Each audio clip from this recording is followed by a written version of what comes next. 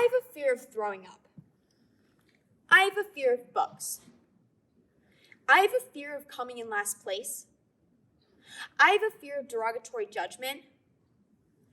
I have a fear of change. And I have a fear of being vulnerable.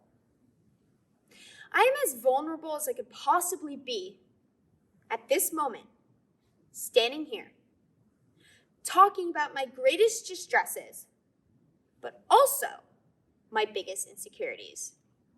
My terrors do not mold my future. My terrors do not place chains on my potential. And my terrors do not define me, and neither do anyone else's perspectives on me. You attack your fears so that you control them, instead of your fears controlling you.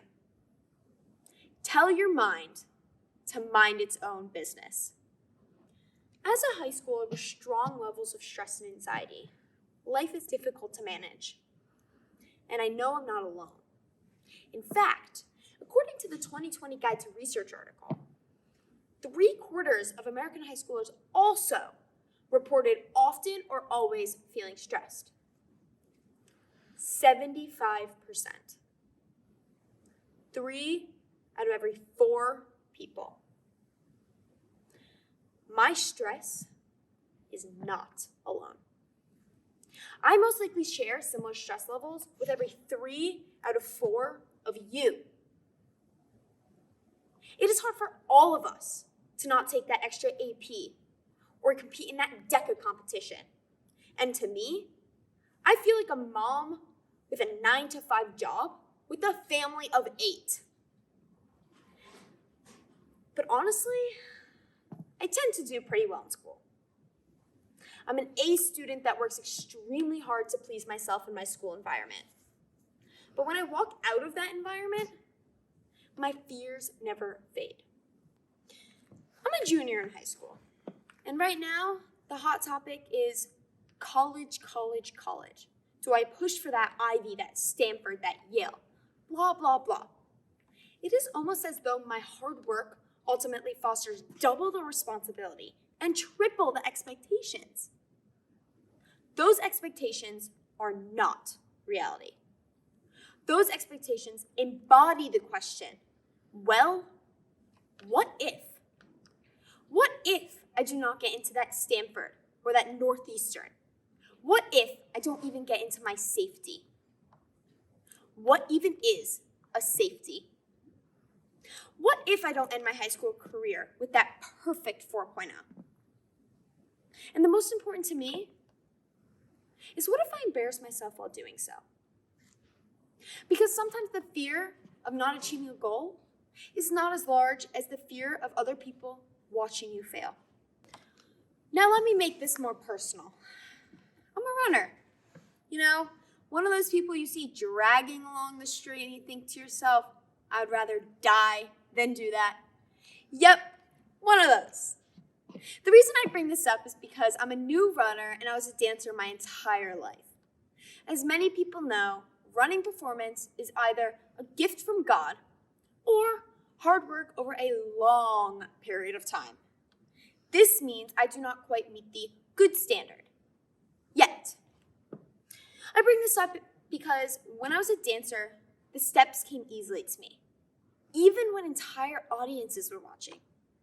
As a new runner, I'm learning all the basics again, literally step by step, with all new fears. My coach knows how much I struggle with the thought of people judging me for being inferior to other runners. So he gave me a simple proverb. What other people think of you is none of your business. And he told me to live by it. What other people think of you is none of your business. Where I end up going to school is no one's business but mine.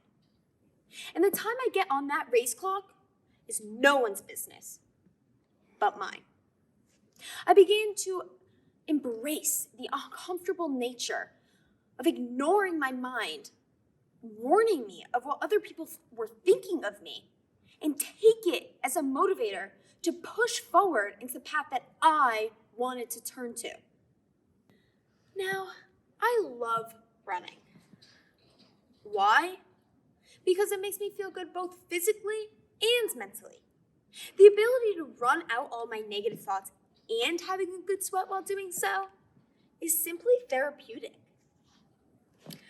One thing to note about me is I'm a persistent hard worker. I will push myself until my body pushes me back. Recently, in fact, I had an issue with my foot, I overworked my tendons, and I got diagnosed with the unfortunate stress fracture. My body was literally hurting from stress.